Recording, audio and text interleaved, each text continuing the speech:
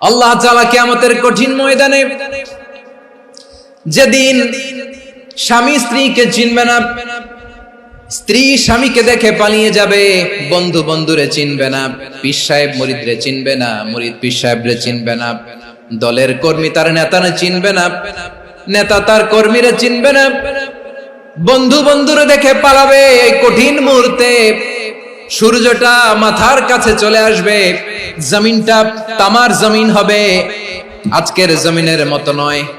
মানুষ ঘর্মাক্ত, ক্লান্ত, শ্রান্ত মাথার মগজগুলো কানের ছিদ্র আর নাকের ছিদ্র দিয়ে বেয়ে বেয়ে পড়বে। বিশ্বনবী ফরমান, কিয়ামতের ওই কঠিন ময়দানে 7 শ্রেণীর ব্যক্তিকে রব্বুল আলামিন তার আরশের নিচে ছায়া দিবেন। তার মধ্যে প্রথম শ্রেণীর ব্যক্তি হলো ইমামুন আদিল, যে ইনসাফের সাথে বিচার করে, যে জাস্টিস সমাজে সার্ভ করে, যে সুশাসন নিশ্চিত করে, ওই ইমামুন আদিল। আদিল শব্দটা বুঝছেন না? ইন্নাল্লাহা ইয়া'মুরু বিল আদল, পাইছেন? আদিল। 7 শ্রেণীর ব্যক্তিকে আল্লাহ তাআলা সুশীতল আরশের নিচে ছায়া দিবেন, যেদিন তার দেয়া ছায়া ছাড়া কোনো ছায়া থাকবে না। এর প্রথম হচ্ছে ইমামুন আদিল, ন্যায়পরায়ণ শাসক। চিল্লায় বলেন সুবহানাল্লাহ। আবার বিশ্বনবী বললেন, ইন্নাল মুকসিতিনা ইনদাল্লাহি আলা মানাবির মিন নূর আন ইয়ামিনির রহমান। কিয়ামতের দিন যারা ন্যায় পরায়ণ হিসেবে আল্লাহর সামনে দাঁড়াবে, কিয়ামতের দিন রব্বুল আলামিন তার আরশের ডান দিকে ওই ন্যায় পরায়ণ লোকদের জন্য আরশের ডান দিকে একটা নূরের মিম্বারে তাদেরকে বসার সুযোগ করে দিবে। আল্লাহর আরশের ডান দিকে ন্যায় পরায়ণ লোকদের জন্য আল্লাহ তাআলা নূরের মিম্বার বানাবে। 4টে কেন কথা মনে করেছেন? আল আদাল, জাস্টিস। ইন্নাল্লাহা ইয়া'মুরু বিল আদল। আল্লাহ তাআলা এই আদালতের নির্দেশনা দেন, সুবিচার, সুশাসন। প্রিয় ভাইয়েরা, এটা আমরা বাংলাদেশে চাই কি চাই না? এই যে অরাজকতা, এই যে অন্যায়, এই যে জুলুম, এই যে ইনকনসিস্টেন্সি সমাজের অসঙ্গতির প্রধান কারণ জাস্টিস নাই, সুবিচার নাই, সুশাসন নাই। শেষবারের মতো আওয়াজ করে বলেন তো, আমরা বাংলাদেশে আদল চাই কি চাই না? তাহলে প্রথম নির্দেশনা শেষ। আল্লাহ তাআলা তোমাদেরকে আদলের আদেশ দেন। এরপর আল্লাহ বললেন, আমি তোমাদেরকে ইহসানের আদেশ দেই। ইন্নাল্লাহা ইয়া'মুরু বিল আদলি ওয়াল ইহসান। আমি তোমাদেরকে যেমনি আদলের নির্দেশনা দেই, তেমনি ভাবে তোমাদেরকে ইহসানের নির্দেশনা দেই। ইহসান, আওয়াজ করে সবাই বলেন তো ইহসান। ইহসান মানে কারো প্রতি সফট হার্টেড হওয়া, মহানুভব হওয়া, অনুগ্রহ পরায়ণ হওয়া, অনুগ্রহশীল হওয়া, একে অপরের প্রতি দয়াদ্র হওয়া।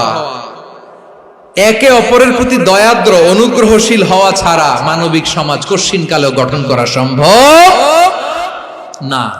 প্রিয় ভাইয়েরা, সুন্দর আচরণ দিয়ে, ইহসান দিয়ে যা জয় করা যায়, নরম আচরণ দিয়ে যেটা অর্জন করা যায়, কঠোরতা দিয়ে সেটা পারা যায় না। বিষ্ণু ঈসা ইসলাম ইহসান দিয়ে, কোমল আচরণ দিয়ে, তার অনুগ্রহ দিয়ে তিনি অনেক কাফিরের হৃদয়কে জয় করে ফেলেছেন। সাইয়েদনা সুমামা ইবনে উসাল রাদিয়াল্লাহু তাআলা আনহুর কথা মনে পড়ে যায়। তিনি ছিলেন ইয়ামামার বাদশা। মদিনাতে বিশ্বনবীকে হত্যা করার নিয়তে এসেছিলেন, গোপনে গোপনে বিশ্বনবীকে হত্যা করে আবার ইয়ামামাতে তিনি ফিরে যাবেন।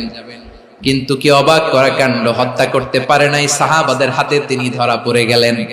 সাইয়েদনা সুমামা ইবনে উসাল রাদিয়াল্লাহু তাআলা আনহু হত্যার নিয়তে আসলেন, কিন্তু হত্যা করতে পারলেন না। সাহাবারা ওনাকে ধরে ফেললেন, ধরে মসজিদে নববীর পিলারের মধ্যে বেঁধে রাখলেন। সুমামা ইবনে উসাল, সিরাত থেকে শুনে, সিরাত থেকে শোনাচ্ছি, রাদিয়াল্লাহু তাআলা আনহু ইয়ামামার অধিপতি ছিলেন। বিশ্বনবীকে হত্যার জন্য আসছেন, ধরা পড়ে গেছেন, এখন মসজিদে নববীতে বেঁধে রাখছে, তার মানে বন্দী। এখন স্ট্যাটাস কি? বন্দী, ক্যাপটিভ। তো বিষ্ণু ঈসা ইসলাম সাহাবাদেরকে বললেন, তার খোঁজ খবর নিও, সুমামা ইবনে উসালের খোঁজ খবর নিও। সাহাবার বলেন, ইয়া রাসূলুল্লাহ, আপনাকে হত্যা করতে এসেছে, তার তো কঠিন ক্যাপিটাল পানিশমেন্ট হওয়া দরকার, কঠিন শাস্তি হওয়া দরকার। বিশ্বনবী বললেন, না, আমি যেটা জানি তোমরা সেটা জানো না, তোমরা সুমামার সাথে ভালো আচরণ করো। বিশ্বনবী সুমামার কাছে গেলেন। প্রথম দিন যে তিনি কালেমার দাওয়াত দিলেন, ইমানের দাওয়াত দিলেন, ইসলামের দাওয়াত দিলেন, রিসালাতের দাওয়াত দিলেন, আখিরাতের দাওয়াত দিলেন।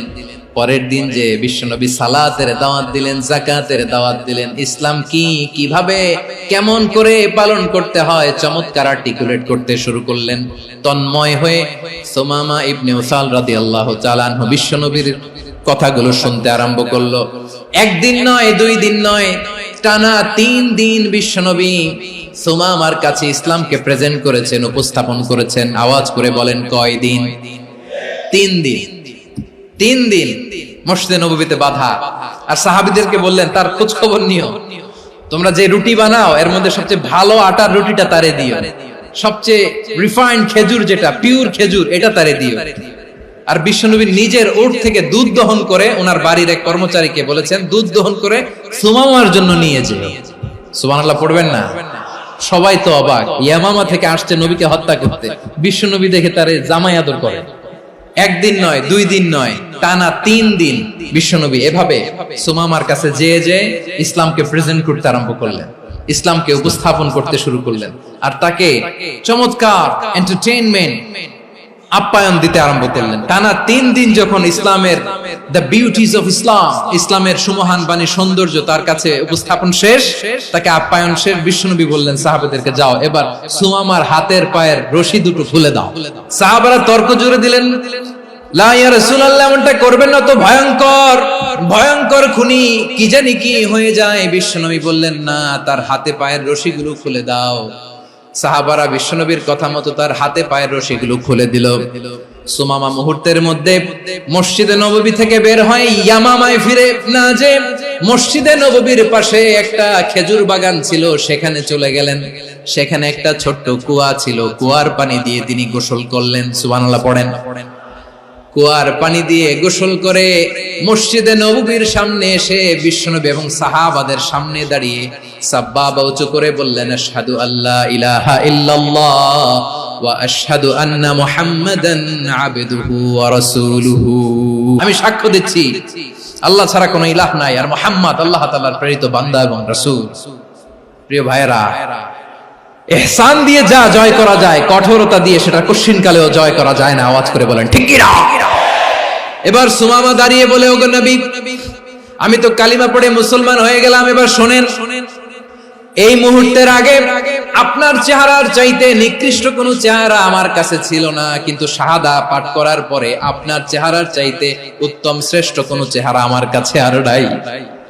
ও নবী, আজকের দিনের আগে ইসলাম ধর্মের চেয়ে নিকৃষ্ট অপছন্দনীয় কোনো ধর্ম আমার কাছে ছিল না, কিন্তু এই মুহূর্ত থেকে ইসলামের চেয়ে সেরা শ্রেষ্ঠ পছন্দনীয় কোনো ধর্ম আমার কাছে নাই। নবী গো, আজকের দিনের আগে মদিনার চাইতে অপছন্দনীয় নিকৃষ্ট কোনো শহর আমার কাছে ছিল না, কিন্তু এই মুহূর্তের পর থেকে মদিনার চাইতে কোনো শ্রেষ্ঠ শহর আমার জানা নাই। সে ছিল গমের বড় ডিলার, গম বেচতো। কি বেচতো?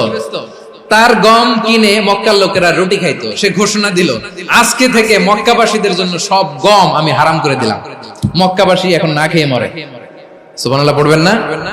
মক্কাবাসী বিশ্বনবীর কাছে আসলেন, এসে বললেন, মুহাম্মদ, আমরা তো তোমার ভাই, তোমার চাচা, তোমার ভাতিজা, তোমার আত্মীয়, তুমি সুমামারে বলো সে যেন আবার গমের সাপ্লাই মক্কার জন্য অনুমতি দিয়ে দেয়। বিশ্বনবীর অনুমতি ক্রমে সুমামা আবার মক্কাতে গম পাঠাতে শুরু করলো। পড়েন সুবহানাল্লাহ। ইহসান, ইহসান দিয়ে আপনি যেটা জয় করতে পারবেন, you can win the heart of your enemies. ইহসান দিয়ে আপনি আপনার শত্রুর হৃদয়কে জয় করতে পারবেন। এজন্য আল্লাহ বললেন, ওয়া আনফিকু ফি সাবিলিল্লাহি ওয়া লা তুলকু বিআইদিকুম ইলাত তাহলুকা ওয়া আহসিনু ইন্নাল্লাহা ইউহিব্বুল মুহসিনিন। তোমরা আল্লাহর রাস্তায় দান করবে আর নিজেরা নিজেদেরকে ধ্বংসের হাতে ঠেলে দিও না। তোমরা একে অপরের প্রতি ইহসান করবে, কারণ ইহসানকারীদেরকে আল্লাহ বড় ভালোবাসেন। সুবহানাল্লাহ পড়েন।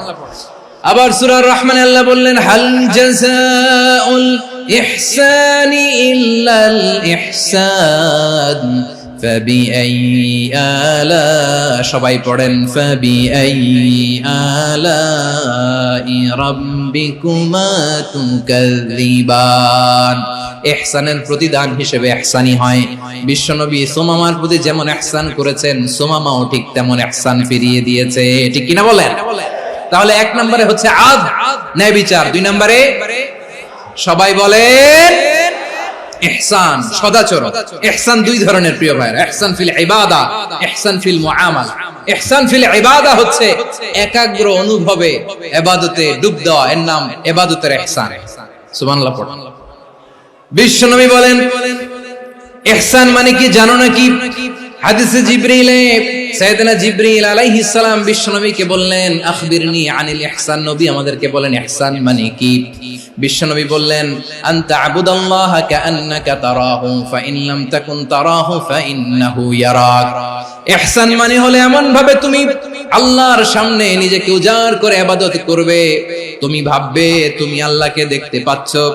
আর এটা যদি ভাবা তোমার জন্য কঠিন হয়ে যায়, অন্তত এতটুকু তুমি ভাববা যে আল্লাহ তোমাকে দেখতে পাচ্ছেন। ঠিক কিনা বলেন? ও আমার বীর চট্টলার ভাইয়েরা, কেউ যেটা দেখে না সেটা দেখে কে? এই বিশ্বাস হৃদয়ের মধ্যে আছে? নামাজে যখন দাঁড়ান এই ফিলিংসটা আনা যাবে? এসা পর্যন্ত যে আমরা হায়াত পাবো কোনো গ্যারান্টি আছে? সবাই আওয়াজ করে বলেন গ্যারান্টি আছে? গ্যারান্টি নাই। এজন্য বিষ্ণু ইসলাম বলেছে এমন ভাবে নামাজে দাঁড়াও, ইবাদত করো, মনে করো হতে পারে এটাই আমার জীবনের শেষ নামাজ। পারফর্ম দ্য সালাহ as if this is your last and final prayer. এমন ভাবে সালাতে দাঁড়াও, ভাবো হতে পারে এটাই তোমার জীবনের শেষ নামাজ। এমন ভাবে নামাজে দাঁড়াও, ভাবো এটাই শেষ নামাজ। তাহলে নামাজে একাগ্রতা বাড়ায় দিবে কে? ফলে ইবাদতের ইহসান আমাদের অর্জিত হবে।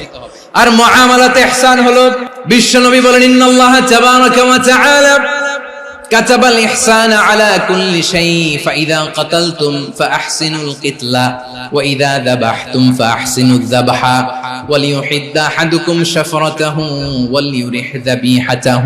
ইহসান দুই ধরনের, আওয়াজ করে বলতে হবে কয় ধরনের? একটা হচ্ছে ইহসান ফিল ইবাদা, ইবাদতে ইহসান। ইবাদতে ইহসান কি? একাগ্র অনুভব দিয়ে ইবাদত করা, মন প্রাণ দিয়ে ইবাদত করা। আর মুআমালাতে ইহসান কি? সব কাজে, দৈনন্দিন কাজে, কর্মে, সামাজিক অ্যাক্টিভিটিতে কোমলতা প্রদর্শন করা, অনুগ্রহের সাথে সবকিছু করা। আল্লাহ তাআলা ইন্নাল্লাহা তাবারাকা ওয়া তাআলা কাতাবাল ইহসান আলা কুল্লি শাই, তিনি সবকিছুর ব্যাপারে ইহসানকে আবশ্যক করেছেন। সবকিছু, মুমিনের সব কাজে ইহসানের পরশ থাকবে। ওয়া ইযা কাতালতুম ফাহসিনুল কিতলা, বিষ্ণুই বলেন তুমি যখন কাউকে হত্যা করো ইহসানের সাথে করো। সুবহানাল্লাহ পড়বেন না? যখন হত্যা করো তখনও ইহসানের সাথে। আচ্ছা হত্যা করবো আবার ইহসান আসবে করতে করে, তো মেরেই ফেলবো আমি। আল্লাহ, ও ভাই একজন খুন করেছে, খুনি, রাষ্ট্রীয় আইনে তার শাস্তি হয়েছে ডেথ পেনাল্টি, মৃত্যুদণ্ড। এখন মৃত্যুদণ্ড দেখে আপনি যেমনি মন চায় তেমনি মারবেন লোকটারে? ওর নাক কেটে ফেলতে পারবেন? ওর কান কাটতে পারবেন? ওর চোখ উপড়ে ফেলতে পারবেন আপনি? যেমন মন চায় তার অঙ্গহানি করা যাবে না। ইহসানের সাথে তাকে হত্যা করো। সুবহানাল্লাহ, this is Islam, this is the true essence of Islam. ওয়া ইযা যাবাহতুম ফাহসিনু যাবহা, যখন জবাই করবে তখনও ইহসানের সাথে জবাই করো। করব জবাই, ওইখানেও নাকি ইহসান। আচ্ছা কুরবানির দিন আমরা পশুগুলোরে কি করি বলেন? সবাই আওয়াজ করে জবাই। জবাই মানে তো এটার মেরেই ফেলতেছি, একটু পরে তো টুকরো টুকরো করে গোশতগুলো খাবো, এটা তো খাবো, এটা তো মেরেই ফেলবো। বিষ্ণু বলে না, জবাইয়ের মধ্যেও মুমিনের জবের ভেতরেও ইহসানের পরশ থাকা চাই। যখন জবাই করবে প্রাণীটাকে হাত পা টাইট করে বেঁধে নাও, ছুরিটাকে শার্পেন করে নাও, ধারালো করে নাও, যাতে অল্প সময়ে জবাইটা হয়ে যায়, প্রাণীটা যাতে কম কষ্ট পায়। সুবহানাল্লাহ পড়ে। দিস ইজ কল্ড ইহসান। আল্লাহ তাআলা যেমনি আদলের আদেশ করেছেন, ন্যায় বিচার, জাস্টিস এনশিওর করতে বলেছেন, সমাজে ইহসানের ব্যবহার, ইহসানের অনুশীলন তিনি করতে বলেছেন। এজন্য মুমিনের প্রতিটি কাজে, আমার চট্টগ্রামের ভাইরা আমার দিকে তাকান, খেয়াল করে শুনুন, মুমিন জীবনের প্রতিটি কাজে ইহসানের পরশ থাকা চাই। আমরা যেন আমাদের পরিবারের প্রতি ইহসান করি, আমরা যেন আমাদের কর্মচারীদের প্রতি ইহসান করি, আমরা যেন আমাদের কলিগদের প্রতি ইহসান করি, আমরা যেন আমাদের ভাইদের প্রতি ইহসান করি। মুমিন জীবনের প্রতি কাজে ইহসানের পরশ থাকার দরকার আছে না নাই? কথা বুঝতে পেরেছেন? তাহলে আল্লাহ তাআলার তিনটা আদেশ ছিল, কয়টা গেল? প্রথমে কি ছিল? আদল। 2 নম্বরে, 3 নম্বরে রব্বুল আলামিন বললেন ওয়া ইতাইদিল কুরবা, নিকটাত্মীয়দেরকে দান করো। নিকটাত্মীয়দেরকে দাও, যারা তোমাদের ব্লাড কানেকশনের আত্মীয় তাদেরকে তোমরা দাও।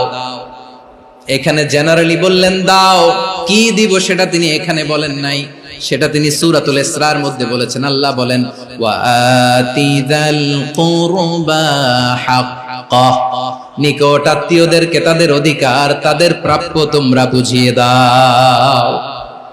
দেখেন, একটা শান্তির সমাজ, একটা সমৃদ্ধ সমাজ, একটা মানবিক সমাজ গঠনের জন্য আল্লাহ তাআলা বেশি না, মাত্র 3টা অর্ডার, 3টা ভার্ডিক্ট তিনি জারি করেছেন। 1 নাম্বার সুশাসন, ন্যায় বিচার।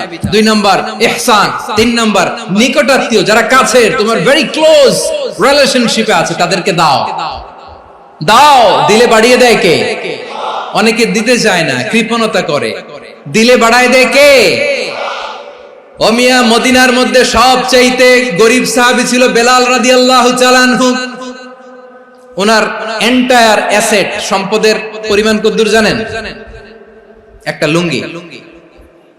বেলাল রাদিয়াল্লাহু তাআলা আনহু, ওনার টোটাল ওয়েলথের এস্টিমেশন হচ্ছে মাত্র একটা লুঙ্গি। একটা লুঙ্গি, টোটাল ওয়েলথ এস্টিমেশন, টোটাল সম্পদের পরিমাণ বেলাল রাদিয়াল্লাহু তাআলা আনহুর কি ছিল? ওই বেলাল রাদিয়াল্লাহু তাআলা আনহুকে বিষ্ণু ইসলাম বলেছেন আনফিক ইয়া বেলাল, ও বেলাল তুমিও দাও।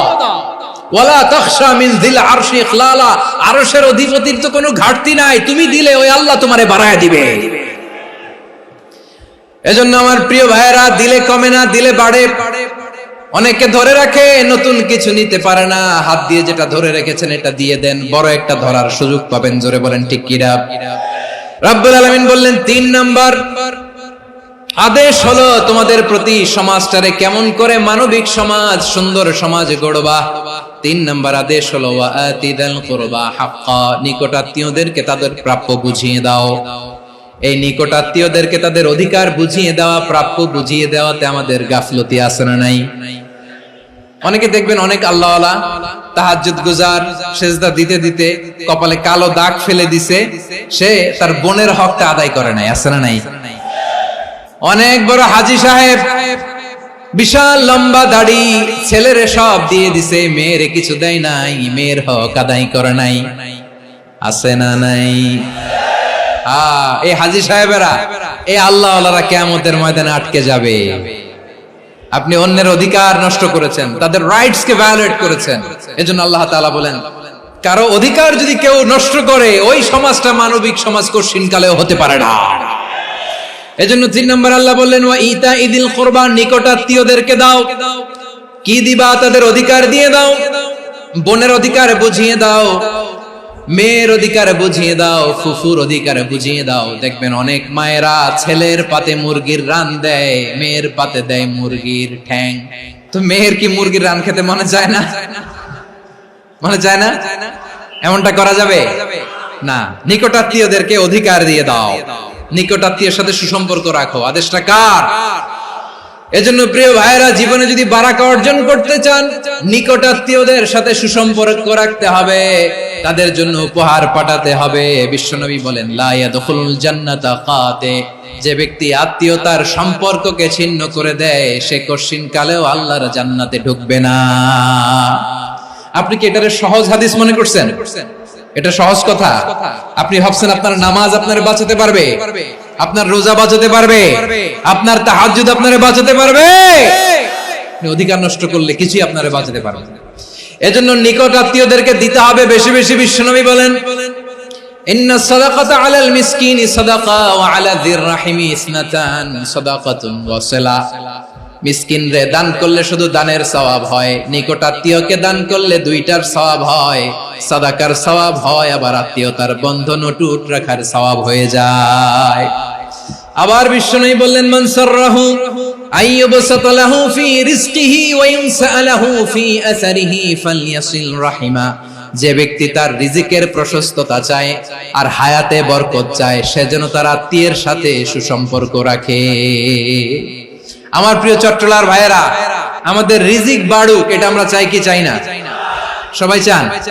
হ্যাঁ, আমাদের রিজিকে প্রশস্ততা আসুক, চাই কি চাই না? আমাদের হায়াতে বরকত আসুক, আমরা চাই কি চাই না? এই দুইটা যদি চান তাহলে নিকটাত্মীয়দের সাথে সুসম্পর্ক রাখবেন। পারবেন? তাহলে সমাজটারে মানবিক সমাজ বানায় দিবে কে? তিনটা আদেশ চলে গেল। 1 নম্বরে কি ছিল? 2 নম্বরে, 3 নম্বরে নিকটাত্মীয়দেরকে দান। আল্লাহ তাআলা তিনটা জিনিসের যেমনি আদেশ করেছেন, অনুরূপভাবে তিনটা বিষয় তিনি বারণ করেছেন, নিষেধ করেছেন, ওগুলোর কাছেও যাওয়া যাবে। রাব্বুল আলামিন বলেন, ওয়ায়ানহা আনিল ফাহশাই ওয়াল মুনকারি ওয়াল বাগি। আমি যেমনি তিনটি বিষয়ে আদেশ করলাম, অনুরূপভাবে তিনটি বিষয়ে বারণ করলাম, নিষেধ করলাম। আমার 1 নাম্বার নিষেধাজ্ঞা হলো অশ্লীলতার প্রতি।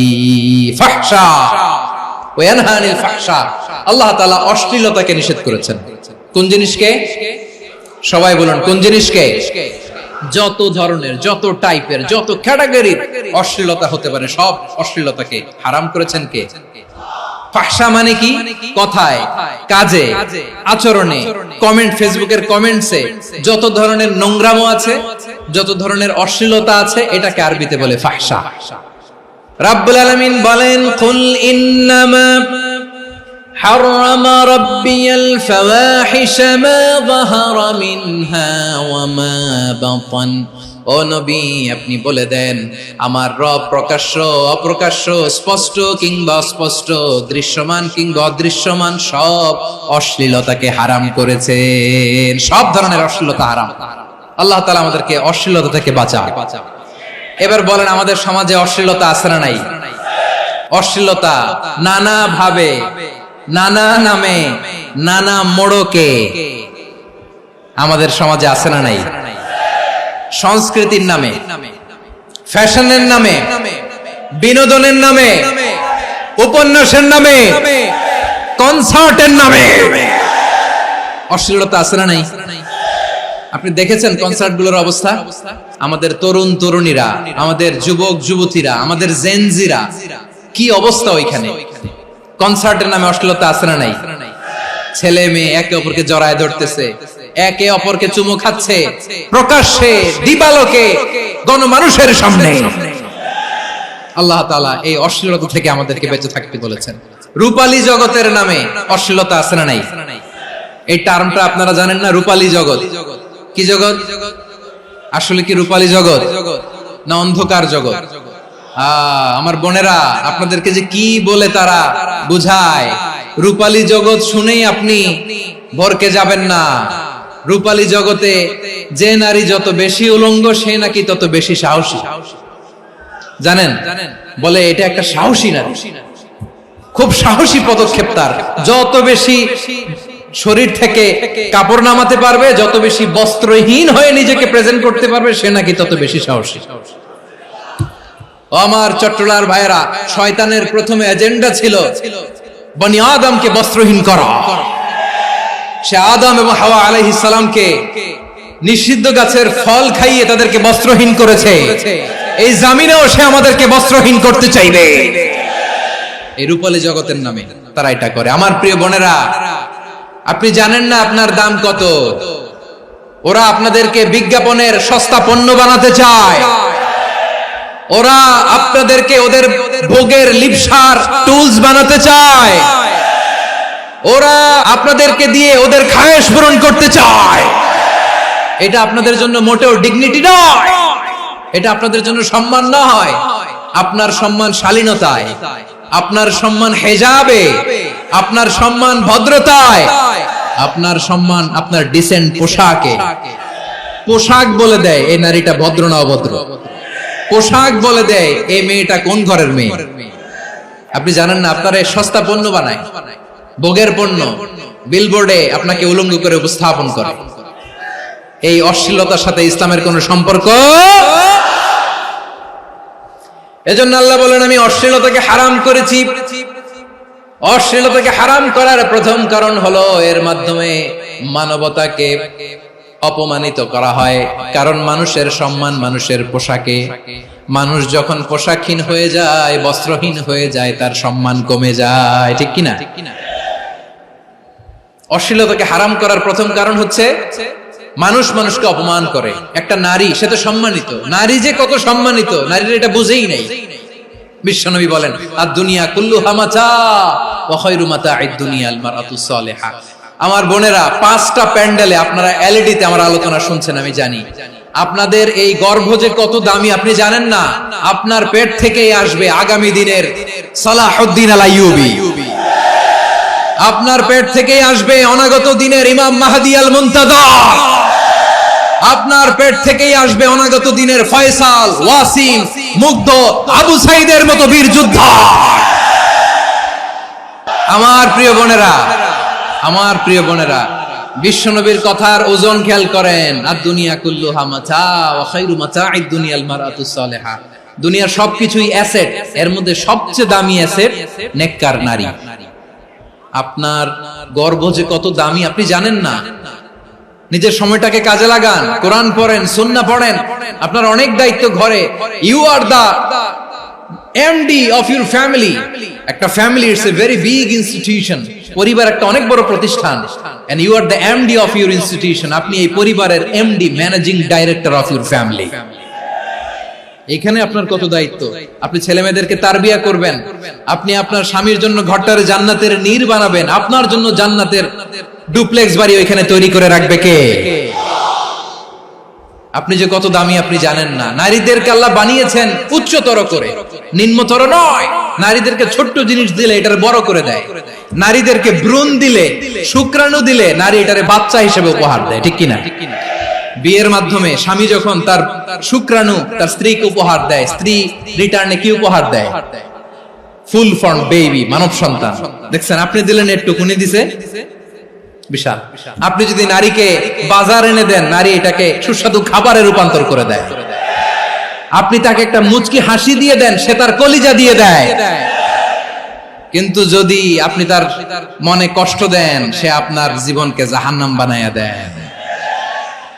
নারীর মন বুঝতে পারলে নেয়ামত, বুঝতে না পারলে কিয়ামত।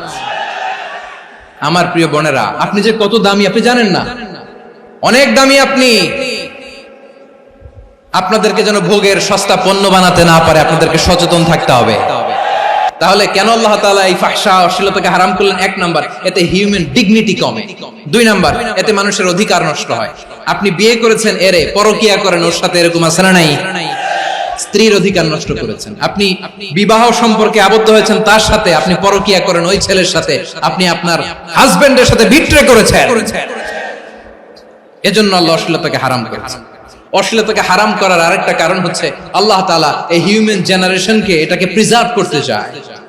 হিফজুন নাসল, এটা মাকাসিদুশ শরিয়ার অনেক গুরুত্বপূর্ণ একটা মাকাসিদ, অনেক গুরুত্বপূর্ণ। আপনার নাসল, আপনার জেনারেশনকে সংরক্ষণ করা। এই যে আসতেছে ফেব্রুয়ারি, কত ফেব্রুয়ারি জানো? এটা কি বিশ্ব ভালোবাসা দিবস? হ্যাঁ, কি দিবস? এই বিশ্ব ভালোবাসা দিবসের সাথে মুসলমানদের কোনো সম্পর্ক নাই। আমার প্রিয় ভাইরা, এই যে আপনি অবৈধ সম্পর্কে জড়ালেন, কেন আল্লাহ অশ্লীলতাকে হারাম করেছে দেখেন। বলতেছিলাম যে এটা আপনার নাসল, আপনার জেনারেশন, আপনার লিনিয়েজ, আপনার বংশকে প্রিজার্ভ করা। কে কার বাবা, কে কার মা, বাবা মা জানা, প্রজন্মকে প্রিজার্ভ করা, এটা ইসলাম ওয়াজিব করে দিয়েছে। এই যে অবৈধ সম্পর্কের কারণে, বিশ্ব বেহায়া দিবসের কারণে, এগুলোর আউটকাম, আউটপুট হিসেবে মাঝে মাঝে ঢাকা মেডিকেলের ডাস্টবিনে নবজাতকের বাচ্চার কান্নার আওয়াজ শুনতে পাওয়া যায়। চট্টগ্রাম মেডিকেলের ডাস্টবিনে নবজাতকের কান্না শুনতে পাওয়া যায়। বীর চট্টলার মুসলমানেরা বুঝতে পারলে আওয়াজ করে বলেন, এই যে চট্টগ্রাম মেডিকেলে যে নবজাতকটা পাওয়া গেল, ওর বাবাকে আমাকে বলেন, ওর মাকে, ও কোন ফ্যামিলির সন্তান কেউ জানে? আপনি হিউম্যান ডিগনিটিকে অপমান করেছেন না? আপনি তার ভবিষ্যৎকে অন্ধকার করেছেন না? আপনি তার লিনিয়েজকে প্রশ্নবিদ্ধ করে দিয়েছেন না? এই জন্য আল্লাহ তাআলা অশ্লীলতাকে আমাদের জন্য হারাম করে দিয়েছেন। পড়েন সুবহানাল্লাহ। এই জন্য রাব্বুল আলামিন বলেন, কুল ইন্নামা হারামা রাব্বিয়াল ফাওয়াহিশা মা যাহারা মিনহা ওয়া মা বাতান। প্রকাশ্য অপ্রকাশ্য সব অশ্লীলতাকে হারাম ঘোষণা করে দিয়েছে কে? আবার দুনিয়ার বুকে যারা অশ্লীলতার প্রসার করে তাদের জন্য শাস্তি মজুদ রেখেছে কে? রব্বুল আলামিন বলেন, ইন্নাল্লাযীনা ইউহিব্বুনা আন তাশিআল ফাহিশাতু ফিল্লাযীনা আমানু লাহুম আযাবুন আলীমুন ফিদ দুনিয়া ওয়াল আখিরাতি ওয়াল্লাহু ইয়ালামু ওয়া আনতুম লা তা'লামুন। নিশ্চয়ই যারা বিশ্বাসীদের মাঝে অশ্লীলতার প্রচার প্রসার করতে চায় তাদের জন্য আমি মর্মন্তুদ শাস্তি প্রস্তুত করে রেখেছি, দুনিয়াতেও রেখেছি, আখিরাতেও রেখেছি। ঘোষণাটা কার? যারাই নাটকের নামে, সিনেমার নামে, রূপালী জগতের নামে, মুভির নামে, ওটিটি প্ল্যাটফর্মের নামে আমার সমাজে অশ্লীলতা ছড়াতে চায় তাদের জন্য কঠিন মর্মন্তুদ শাস্তি মজুদ রেখে দিয়েছে কে? ও আমার বোনেরা, এখনো আপনি জাগবেন না? এখনো আপনার চিন্তার দুয়ারে এখনো নাড়া পড়ে নাই? ওরা আপনাকে উলঙ্গ বানাতে চায়, ওরা আপনাকে আইটেম গার্ল বানাতে চায়। এজন্য ইসলাম অশ্লীলতাকে হারাম করেছে। হারাম। ইসলাম বলেছে যোজন যোজন দূরে থাকো, ওরা বলে না কাছে আসো, কাছে আসার গল্প, ক্লোজ আপ ওয়ান, কাছে আসার গল্প আছে না নাই? তাহলে অশ্লীলতার সাথে আমাদের কোনো সম্পর্ক? সবাই বলতে পারেননি, আওয়াজ করে বলুন, অশ্লীলতার সাথে আমাদের কোনো সম্পর্ক? আমরা এই সমস্ত ক্লোজ আপ ওয়ান, কাছে আসার গল্পের প্রোগ্রামে যাব? আমরা কোন ধরনের অশ্লীল কন্টেন্ট সোশ্যাল মিডিয়ায়, টিভিতে দেখব?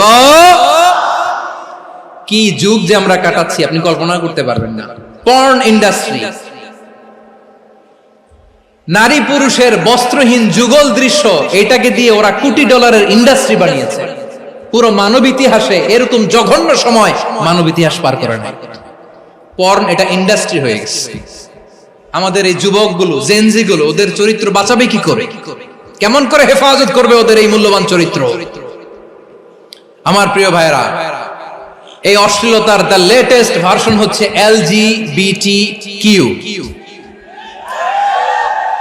শরীফ থেকে শরীফা। শুনছেন আপনারা? দেখতে পুরুষ, আসলেই পুরুষ, সুস্থ একজন পুরুষ, 4 সন্তানের বাবা, বলে আমি মনে মনে নারী। দেখতে নারী, সুস্থ নারী, আসলেই সে দিব্যি একজন নারী, বলে আমি মনে মনে পুরুষ। সবচেয়ে ভয়ঙ্কর অশ্লীলতার সবচাইতে লেটেস্ট ভার্সন হচ্ছে এই ট্রান্সজেন্ডারিজম। সুস্থ পুরুষ তার বায়োলজিক্যাল গ্রোথকে হরমোন দিয়ে স্টপ করে দিয়ে সে সার্জারি করে নারী হতে চায়, সুস্থ নারী পুরুষ হতে চায়। পুরুষ পুরুষের প্রতি সেক্সুয়ালি আকর্ষণ বোধ করে। এটা লূত আলাইহিস সালামের কওমের মধ্যে ছিল। এটাকেও আল্লাহ কোরআনে ফাহিশা বলেছেন। ওয়ালুতান ইয قال لقومه أتأتون الفاحشة ما سبقكم بها من أحد من العالمين। লূত আলাইহিস সালাম বললেন, তোমরা কি এমন এক অশ্লীল কার্যক্রমে ডুব দিলে নাকি যেটা গোটা বিশ্বের কেউ কখনো করে নাই, তোমরাই প্রথম করেছো? পড়েন নাউযুবিল্লাহ। এই পশ্চিমের এই রোগ আমার দেশে যেন আসতে না পারে, আমাদের সজাগ থাকতে হবে। প্রিয় ভাইরা চিল্লায় বলেন ঠিক কিনা? পশ্চিমের অবস্থা ভয়ঙ্কর। পাশ্চাত্যে, আমি যুক্তরাষ্ট্রে ছিলাম অনেকদিন, কয়েক মাস, বিভিন্ন স্টেটে ঘুরেছি। গার্ডিয়ানরা উদ্বিগ্ন, ছেলে মেয়েদেরকে, ছোট্ট ছেলে মেয়ে, ওদেরকে জিজ্ঞেস করে, তুমি how do you feel right now inside yourself? তুমি ভিতরে ভিতরে কেমন ফিল করো? তোমার কি ছেলে ছেলে লাগে না মেয়ে মেয়ে লাগে? আচ্ছা বলেন, এই ছোট্ট বাচ্চাটাও কি এগুলো জেন্ডার অ্যাসাইনমেন্ট বলতে এগুলো কিছু বুঝে? এইভাবে মিসগাইড করা হচ্ছে। কৌতূহল বশত ছোট্ট ছেলে যদি বলে আমার তো মেয়ে মেয়ে লাগে, তখন বলে যে না তুমি মেয়ে, ছেলে না। মা বাবা বাধা দিলে ওকে আলাদা গভর্নমেন্ট হাউসে নিয়ে যায়। ভয়ঙ্করতম অবস্থা। আমরা একটা সময় শুনতাম যে হুজুর আমার ছেলেটা খুব ভালো, হাফেজে কোরআন, আল্লাহওয়ালা। হুজুর আমার ছেলে দাড়ি রাখছে, আল্লাহওয়ালা। হুজুর আমার ছেলে 5 ওয়াক্ত সালাত জামাতের সাথে পড়ে, তার মানে আল্লাহওয়ালা। পশ্চিমে যে আমি কি শুনছি জানেন? ওরা বলে হুজুর আমার ছেলেটা ইউনিভার্সিটির একটা মেয়ের সাথে প্রেম করে, ও খুব আল্লাহওয়ালা, হুজুর দোয়া করবেন। এর কারণ ওদের কাছে আল্লাহওয়ালার ক্রাইটেরিয়া হচ্ছে, হুজুর আমার ছেলেটা আরেক ছেলের পছন্দ করে নাই, আমার মেয়েটা আরেক মেয়েকে ভালোবাসে নাই, এজন্য আমার ছেলেটা আল্লাহওয়ালা, হুজুর ওর জন্য একটু দোয়া করে দিয়ে। কি চ্যালেঞ্জ ওরা ফেস করতেছে। ওনার ছেলে যে আরেক ছেলেরে বিয়ে করবে না, এটাতেই উনি খুশি যে আলহামদুলিল্লাহ আমার ছেলেটা একটা মেয়েরে ভালোবাসে, আমার মেয়েটা একটা ছেলেরে ভালোবাসে, মানে এটা খুব আল্লাহওয়ালা। নাউজুবিল্লাহ পড়তে পারলেন না? এজন্য অশ্লীলতার সাথে আমাদের কোনো সম্পর্ক। রাব্বুল আলামিন বলেন ওয়ায়ানহা আনিল ফাহশাই ওয়াল মুনকারি ওয়াল বাগি, তিনটা জিনিসকে আমি নিষিদ্ধ করলাম। এক নাম্বার হলো ফাহশা, অশ্লীলতা। দুই নম্বরে হলো মুনকারের সমস্ত মন্দ কাজ। মুনকার মানে হচ্ছে যত মন্দ কাজ, খারাপ কাজ, বাজে কাজ, এটার বলে মুনকার। এটার কি বলে? আপনারা পড়ছেন না, তা'মুরুনা বিল মা'রুফি ওয়া তানহাউনা আনিল মুনকার। সৎ কাজের আদেশ, অসৎ কাজের নিষেধ। মুনকার, মুনকার হচ্ছে মানুষের স্বাভাবিক বিবেকবোধ যেটাকে খারাপ বলে, ওইটাই মুনকার। পৃথিবীর সব আসমানি গ্রন্থ যেটাকে খারাপ বলেছে, মানুষের স্বাভাবিক বিবেকবোধ যেটাকে খারাপ বলেছে, এগুলো সব মুনকার। যেমন ইফতিজিং, এটা কি ভালো না খারাপ? মজুদদারি, খাদ্যে ভেজাল দেওয়া, ওজনে কম দেওয়া, মাছে ফরমালিন মিশানো, চাঁদাবাজি, টেন্ডারবাজি, দখলবাজি, এগুলো আমাদের স্বাভাবিক বিবেকেই বলে এগুলো খারাপ, এগুলো হচ্ছে মুনকার। আল্লাহ তাআলা এই মুনকার থেকে আমাদেরকে বেঁচে থাকতে বলেন, আর শয়তান এই মুনকারের প্রতি আমাদেরকে উদ্বুদ্ধ করে।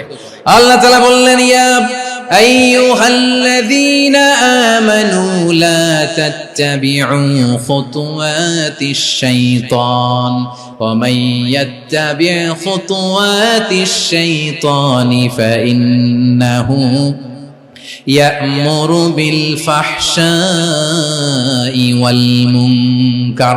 আল্লাহ বললেন, আমার গোলামেরা শোনো শোনো, ও আমার বিশ্বাসী বান্দারা খবরদার, তোমরা কশিনকালেও শয়তানের পদাঙ্ক অনুসরণ করবে না, কারণ শয়তান তোমাদেরকে অশ্লীলতা এবং মন্দ কাজের দিকে উদ্বুদ্ধ করে। আমাদের কাজ হচ্ছে শয়তান আমাদেরকে যেদিকে নিতে চায় আমরা তার উল্টা দিকে যাব। শয়তান এই মন্দ কাজকে আমাদের কাছে বিউটিফাই করে, চাকচিক্যময় করে আমাদের সামনে উপস্থাপন করে। এজন্য আল্লাহ বলেন মুনকারকে থামাতে হবে, মুনকার প্রতিরোধ করতে হবে। মুনকার প্রতিরোধের দায়িত্ব শুধু আমাদের নাকি? শুধু আপনার খতিব সাহেবের, ইমাম সাহেবের, নাকি মুসলিম উম্মার সবার? আওয়াজ করে বলুন, মুনকার অসৎ কাজ প্রতিরোধের দায়িত্ব কার? রাব্বুল আলামিন বলেন, কুনতুম খায়রা উম্মাতিন উখরিজাত লিন-নাসি তা'মুরুনা বিল মা'রুফি ওয়া তানহাউনা আনিল মুনকার। তোমাদেরকে শ্রেষ্ঠ জাতি করে জমিনের মধ্যে আবির্ভূত করা হয়েছে, যাতে করে তোমরা জমিনের ভেতরে সৎ কাজের আদেশ করতে পারো আর অসৎ কাজের নিষেধ করতে পারো। উম্মাহ, কুনতুম খায়রা, তাহলে গোটা উম্মার দায়িত্ব, এটা বুঝতে পারছেন তো? আচ্ছা, আরো নিচে আসেন। এরপরে আল্লাহ বললেন, শুধু উম্মাহ না, এই জমিনের রাজত্ব আমি যাদের হাতে দেই, এই জমিনের মালিক আমি যাদেরকে বানিয়ে দেই, যাদেরকে আমি সরকারের দায়িত্ব দেই, তাদেরকেও মুনকার প্রতিরোধের দায়িত্ব দিয়েছে কে? আল্লাহ বলেন, যারা ক্ষমতার মসনদে বসেছে তাদেরকে 4 দফা কর্মসূচি আমি আল্লাহ দিলাম। আওয়াজ করে বলেন, কয় দফা? আল্লাহ বলেন, আল্লাযীনা ইম্মাক্কান্নাহুম ফিল আরদি আকামুস সালাতা ওয়া আতাউয যাকাতা ওয়া আমারু বিল মা'রুফি ওয়া নাহাউ আনিল মুনকার ওয়ালিল্লাহি আকিবাতুল উমুর। যারা এই জমিনের উত্তরাধিকার হয়েছে তারা 4 দফা কর্মসূচি নিয়ে সামনে আগাবা। সালাত কায়েম করবা, যাকাত আদায় করবা, সৎ কাজের আদেশ দিবা, অসৎ কাজ থেকে মুনকার প্রতিরোধ করবা। আদেশটা কার? আমার প্রিয় চট্টলার ভাইরা, পুরো উম্মার দায়িত্ব মুনকার প্রতিরোধ করা, সরকার প্রধানের দায়িত্ব মুনকার প্রতিরোধ করা। এরপর আল্লাহ বলেন, প্রতিটা ফ্যামিলির যিনি প্রধান, সিইও, বাবা, প্রত্যেক বাবারও দায়িত্ব এই মুনকার প্রতিরোধ করা। আওয়াজ করে বলেন ঠিক কি না? যেমনটি সাইয়েদনা লোকমান আলাইহিস সালাম ওনার কলিজার টুকরা সন্তানকে আদেশ করেছেন, ইয়া বুনাইয়া আকিমিস সালাতা ওয়া'মুর বিল মা'রুফি ওয়ানহা আনিল মুনকার। পড়েন সুবহানাল্লাহ। বাবা ছেলেকে সবক দিচ্ছে। লোকমান আলাইহিস সালাম ছেলেকে বলতেছে, ওরে আমার কলিজার টুকরা সন্তান, ওরে আমার বাছা, নামাজ কায়েম করবা, সৎ কাজের আদেশ দিবা, আর মুনকার প্রতিরোধ করবা, অসৎ কাজ, সমাজ থেকে খারাপ কাজকে ঝেঁটে বিদায় করে দিবা। তাহলে দেখেন, আমি স্টেপ বাই স্টেপ নামলাম। পুরা উম্মার দায়িত্ব, জমিনের উত্তরাধিকারী আল্লাহ যাদেরকে বানিয়েছেন সরকার, তাদের দায়িত্ব, প্রতিটি ফ্যামিলির প্রধানের দায়িত্ব, এরপরে বিশ্বনবী বলেন সচেতন প্রতিটি মুসলিমের দায়িত্ব সমাজ থেকে মুনকারকে উৎখাত করা। বিশ্বনবী বলেছেন, মান রাআ মিনকুম মুনকারান ফালিয়ুগাইয়িরহু বিয়াদিহি ফাইন লাম ইস্তাতি ফাবিলিসানিহি ওয়া ইন লাম ইস্তাতি ফাবিকলবিহি ওয়া যালিকা আযআফুল ঈমান। সমাজে যে মুনকার দেখবে, খারাপ কাজ দেখবে, সেজন্য হাত দিয়ে সেটাকে থামায়। আমার প্রিয় ভাইরা, না থামালে আমরাই ডুববো শেষমেশ। আমাদের বাঁচার জন্য হলেও থামাইতে হবে। রব্বুল আলামিন বলেন, ওয়াত্তাকু ফিতনাতাল লা তুসিবান্নাল্লাযীনা যালামু মিনকুম খাসসা। ও আমার গোলামেরা, ওই আযাবকে ভয় করো যে আযাব যখন আমি জমিনের বুকে পাঠাই, শুধু জালেমদেরকেই মারি না, আলেমদেরকেও মারি। আযাব যখন আসে তখন শুধু জালিমই মরে না, আলেমও মরে। জানেন, মুসা আলাইহিস সালামের পায়ে একবার লাল পিঁপড়া, তো উনি রেগে মেগে পাশি দেখে লাল পিঁপড়ার বাসা, পা দিয়ে ডলে মুছে সবগুলো পিঁপড়া মেরে ফেলছে।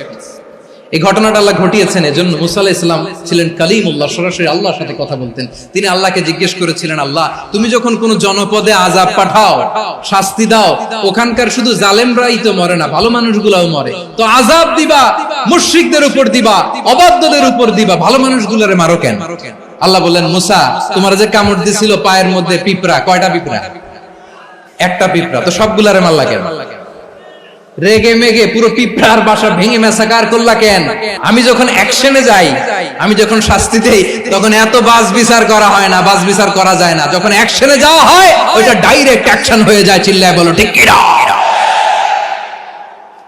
এজন্য আমাদের বাঁচার জন্য হলে ওই পাপ থামাতে হবে, এই শয়তানের অট্টহাসি থামাতে হবে, অন্যায় অপরাধ সমাজ থেকে আমাদের থামাতে হবে। কারণ আযাব আসলে ওরাও মরবে, আমরাও মরবো। একটা জাহাজ 2 তলা, আপনি আছেন 2য় তলায়, নিচের তলার কিছু লোক জাহাজের তলা ছিদ্র করতে আরম্ভ করছে। কি ছিদ্র করতেছে? আচ্ছা, জাহাজের তলা ছিদ্র করলে তলা দিয়ে কি ঢুকে? এখন আপনি যদি বলেন আমার কি, আমি তো 2 তলায়, আমি তো ভালো আছি, ওরা ছিদ্র করে ওরা মরবে। আসলে কি শুধু ওরা মরবে? তলা দিয়ে যখন পানি ঢুকবে, জাহাজ ঢুকলে আপনিও মরবেন। এজন্য নিজে মরার আগে ওই পাগলগুলোর নিচতলায় যে থামাতে হবে। চিল্লায় বলেন ঠিক কি না? এজন্য আল্লাহ বললেন, মুনকার প্রতিরোধের দায়িত্ব সমাজের টপ টু বটম সবার। এজন্য মুনকার প্রতিরোধ করার দরকার আছে না নাই? সমাজে এই যে ইফটিজিং হয়, আপনার বোনের বয়সী একটা মেয়েকে কিছু বকাটে টিটকারি করে, এই বলে সেই বলে, নোংরা কথা বলে, রাস্তায় দেখেও আপনি পাশ দিয়ে না দেখার মতো চলে যান কেন? আপনি দাঁড়ান না কেন? আপনি দাঁড়ালেই তো থেমে যাবে, কারণ সত্যের যে শক্তি, তার সামনে মিথ্যা মুখ থুবড়ে পড়ে। আপনার সামনেও কিছুই না, নাথিং। আপনি দাঁড়ান, ওকে প্রশ্ন করেন যে আমার বোনকে তুমি ডিস্টার্ব করো কেন? আপনাকে দেখে আরো 5 জন দাঁড়াবে, 5 জনকে দেখে আরো 10 জন দাঁড়াবে। আমাদের নীরবতা আর আমাদের নিশ্চুপ থাকাই জালিমদেরকে আরো শক্তিশালী জালিম বানিয়েছে।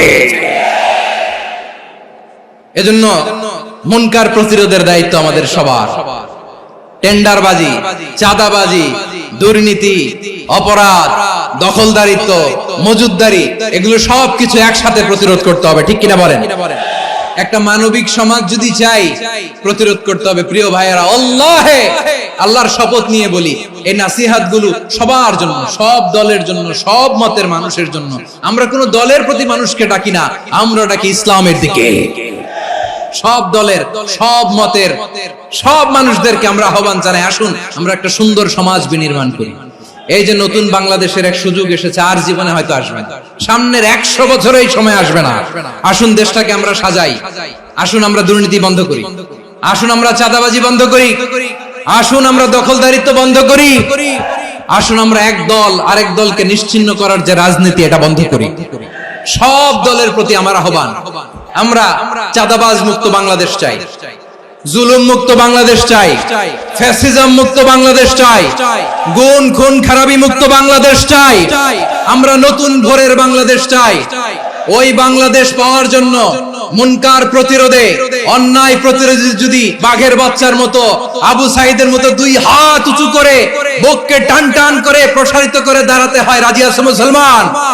রাব্বুল আলামিন বলেন, ওয়ায়ানহা আনিল ফাহশাই ওয়াল মুনকারি ওয়াল বাগি ইয়াইযুকুম লাআল্লাকুম তাযাক্কারুন। আল্লাহ বললেন, আমি অশ্লীলতাকে নিষেধ করি, আমি সব ধরনের মন্দ কাজকে নিষিদ্ধ করি, সব শেষে আমি সীমা লঙ্ঘনকে তোমাদের জন্য নিষিদ্ধ করি।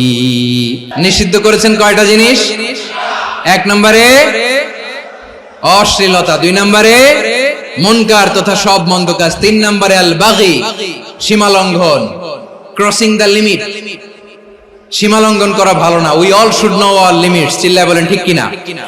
একই আয়াতে আল্লাহ বললেন, কুল ইন্নামা হারামা রাব্বিয়াল ফাওয়াহিশা মা যাহারা মিনহা ওয়া মা বাতানা ওয়াল ইসমা ওয়াল বাগিয়া বিগাইরিল হক। অন্যায় ভাবে যে অবাধ্য হয়, যে সীমা লঙ্ঘন করে, তাদেরকেও আমি এটা হারাম করে দিলাম। সীমা লঙ্ঘন করা হারাম। আল্লাহ বারবার আমাদেরকে ওয়ার্নিং দেয়। যখন আমরা থামি না তখন আল্লাহ ধরে, আর যখন ধরে তখন ছাড়ে না। ধরে না, ধরলে আল্লাহ।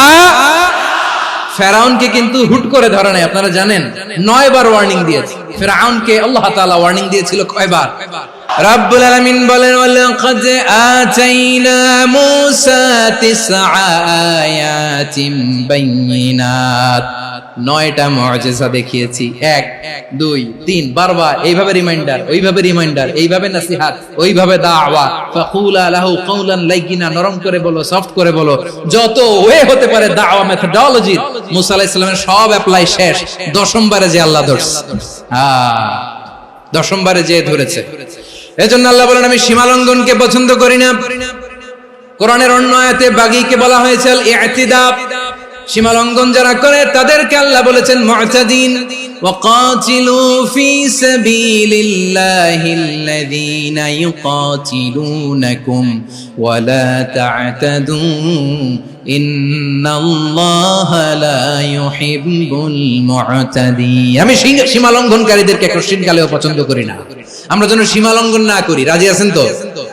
যে কোনো ক্ষেত্রে ইবাদতে যেন সীমা লঙ্ঘন না করি। অনেকে আমরা ইবাদতে সীমা লঙ্ঘন করে ফেলি। বিশ্বনবী সাল্লাল্লাহু আলাইহি ওয়াসাল্লাম যেটা শিখিয়েছেন এর বাইরে যে অতিরিক্ত বুজুর্গ হতে চায়, এরকম আছে না নাই? কোন ক্ষেত্রেই সীমা লঙ্ঘন করা যাবে, এমনকি যুদ্ধ ক্ষেত্রেও না। বিশ্বনবী সাল্লাল্লাহু আলাইহি ওয়াসাল্লাম বলেন, খবরদার যুদ্ধ ক্ষেত্রেও সীমা লঙ্ঘন করো না। কি সুন্দর ইসলাম আমরা পেয়েছি। বিশ্বনবী বলেন, খবরদার যুদ্ধের ময়দানে কোনো নারীর গায়ে হাত তোলো না, কোনো শিশুর গায়ে হাত তোলো না, কোনো গবাদি পশু হত্যা করো না, কোনো শস্য ক্ষেত্র ধ্বংস করো না, ইবাদতরত অন্য ধর্মের কোনো সন্ন্যাসীর গায়ে হাত তোলো না। বলেন সুবহানাল্লাহ। তাহলে আমরা সীমা লঙ্ঘন করতে পারবো? প্রিয় ভাইরা, একটা সুখী, সমৃদ্ধ, শান্তির সমাজ, মানবিক সমাজ যদি আমরা গঠন করতে চাই, আমাদের আল্লাহর দেয়া কয়টা আদেশ মানতে হবে বলেন দেখি? আর বেঁচে থাকতে হবে কয়টা জিনিস থেকে? আল্লাহর আদেশ কি? 1 নাম্বার আদাল, ন্যায়পরায়ণতা। আমরা সুবিচার, সুশাসন, ন্যায় বিচার চাই কি চাই না? 2 নম্বরে কি ছিল? মাশাআল্লাহ, আমরা যেন সবার প্রতি দয়া পরবশ হই, ইহসান করি। 3 নম্বরে কি ছিল? নিকটাত্মীয়দের দান করা, তাদের অধিকার প্রাপ্য বুঝিয়ে দেওয়া। পাশাপাশি 3টা জিনিস থেকে আল্লাহ বারণ করেছেন, নিষেধ করেছেন। তার প্রথমটা ফাহশা, অশ্লীলতা। অশ্লীলতার সাথে আমাদের কোনো সম্পর্ক। 2 নম্বর নিষেধাজ্ঞা কি ছিল? আল মুনকার, সমাজের যত মন্দ কাজ এগুলোকে আমরা প্রতিরোধ করব। রাজি আছেন তো সবাই? 3 নম্বরে আল বাগী, সীমালঙ্ঘন। কোন মুসলিম সীমালঙ্ঘন করে না। রাব্বুল আলামিন শেষে বললেন, ইয়াইদুকুম লাআল্লাকুম তাযাক্কারুন। আল্লাহ তোমাদেরকে উপদেশ দেন যাতে তোমরা শিক্ষা গ্রহণ করো। আমরা উপদেশ দেব, আমরা জোর করে কাউরে কিছু মানাতে চাই না। লা ইকরাহা ফিদ্দিন ওয়াযাক্কির ফাইন্না যিকরা তানফাউল মুমিনিন। উপদেশ দিলে এটা মুমিনদের কাজে দেয়। লাস্তা আলাইহিম বিমুসাইতির ইন্নামা আনতা মুযাক্কির। নবী হে, আপনি রিমাইন্ডার দাতা, আপনি উপদেশ দিবেন। আমরাও বিশ্বনবীর এই হাদিসগুলো থেকে, কোরআনের আয়াত থেকে রিমাইন্ডার, এই কথামালা বাণী বাহক হিসেবে এই বাণীগুলো আপনাদের সাথে কাছে পৌঁছে দিলাম। আমরা আল্লাহ তাআলার কাছে প্রার্থনা করি, আল্লাহ আমরা যেন আদল দিয়ে আমাদের সমাজকে গঠন করতে পারি। আল্লাহ আমরা যেন ইহসান করতে পারি, আমরা যেন নিকটাত্মীয়দের দান করতে পারি। আল্লাহ যত ধরনের অশ্লীলতা, অনাচার, মন্দ কাজ, সীমালঙ্ঘন, অবাধ্যতা থেকে যেন আমরা বেঁচে থাকতে পারি। আল্লাহ তাআলা আমাদের সবাইকে কথাগুলো বোঝার ও আমল করার তৌফিক দান করুক। হাযা মা ইনদি ওয়াল ইলমু ইনদাল্লাহ আলাইহি তাওয়াক্কালতু ওয়া ইলাইহি উনীব। সুবহানাকাল্লাহুম্মা ওয়া বিহামদিকা আশহাদু আল্লা ইলাহা ইল্লা আনতা আস্তাগফিরুকা ওয়া আতুবু ইলাইক।